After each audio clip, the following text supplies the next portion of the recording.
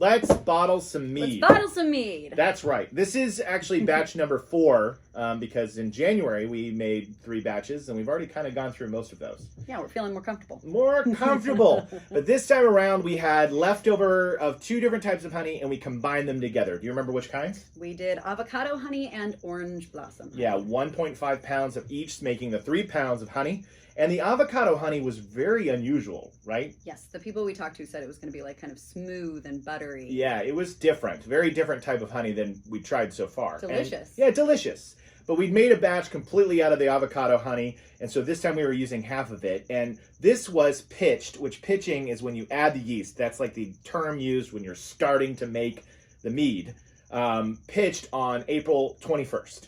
And after about a month of sitting and waiting, we tasted it, and it tasted a lot like the earlier avocado mead that we made. Yes, very avocado flavored. Yes, so it was coming out similar, so we wanted to shake it up. So we added oranges. Straight off the tree in the backyard. Straight off the tree in the backyard. And these were like whole orange slices. Yeah, we just diced them all up and threw them all in there. So it had the peel, it had the orange itself in it. Got a little bit of that oily peel flavor in there. Yeah, that little bitter rind taste. So I would say the next time we do something like this, we probably would choose to maybe not put all of the rinds in there. Some of them, the oil is great. But yeah, we dial it back a bit. Dial it back. I like it. It's just a little intense. But we'll see today if it's still that intense. It might not be after we took them out. Yeah, you're right. Ooh. Okay, so it was, in the initial batch, it was those 2 types of honey. Then we also put in there vanilla extract, vanilla extract, and little pieces of orange peel.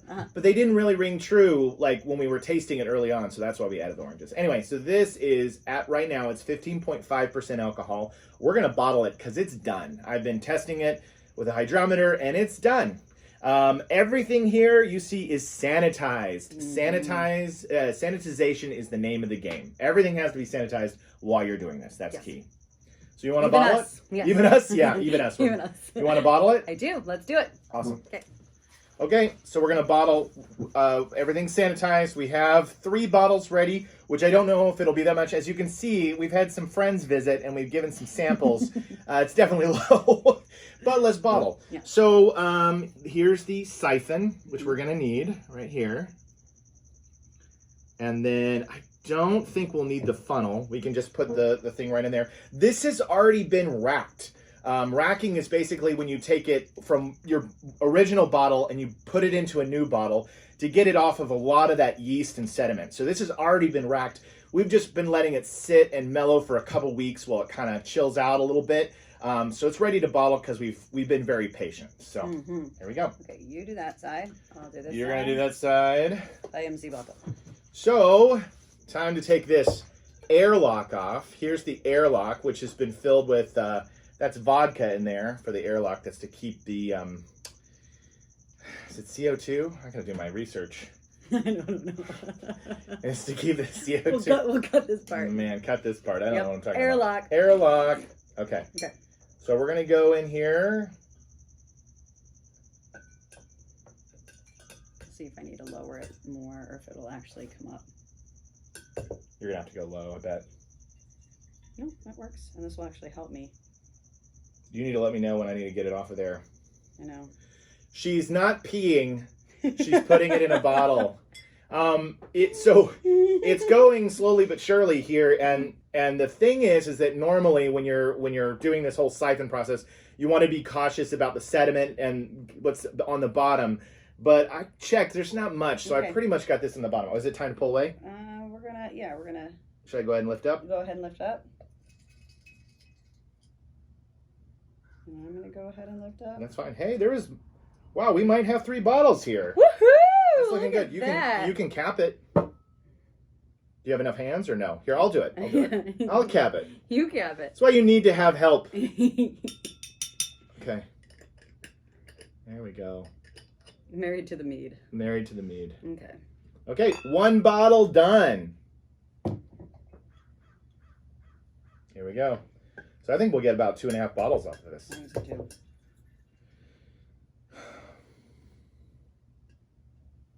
One of the main reasons you siphon is you're trying not to, Pump it again. Pump it again. Mm-hmm. Pump it. You want to siphon because the whole point is to, you're really trying to get a lot of that stuff at the bottom. Professional wineries and beer makers and all that stuff, they know how to really separate the liquid. But when you're a home brewer like this, you're going to get sediment in your bottle. It just happens. I mean, it doesn't bother me. If it bothers you, then you can work harder at it. But sediment just means go ahead and pull that up. Okay. Sorry, talking too much. Done? I think we could get a little bit more. Yeah, we can. I just need to lift it. Okay.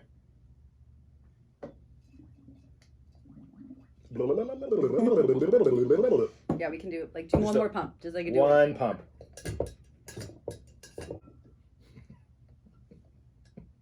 Go ahead, one pump, Gibbons. One more pump. Well, I'm surprised that we actually got 3 full bottles, and then we had plenty left over, which we're going to do a little test and a tasting with. We even have a splash over there that has a little bit of sediment in it, but I figured I'd go ahead and document this process. This is your beaker, and this is your hydrometer. When we pitched it in April, oh my gosh, I think I put too much in here. Whoa!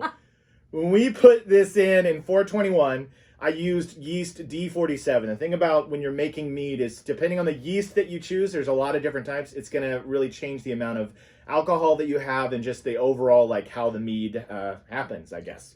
I used D47. I added Go Firm to help it move along.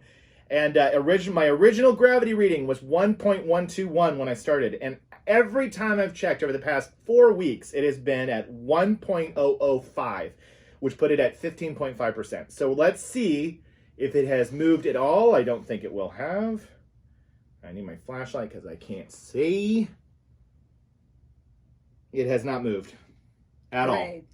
So that means it's done. Now, the spoils of our labor are to taste for you. Here, right, let me... Yes. Use the spout, right? Mm-hmm. Oh, keep going, keep going. That's good. We're going to have a nice afternoon buzz at this rate. Okay. Let's give it a little taste, shall we?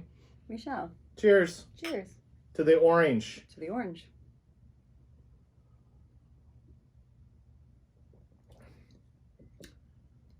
That's nice. That bitterness we talked about earlier. Gone. Yeah, I wouldn't say gone. I would say you can still taste the peel, but it's no longer tart. It doesn't have that bite anymore. It doesn't taste bitter anymore. It tastes like more like that oil that you would use to spritz and garnish. That's good. That's good. We got to come up with a good name for this.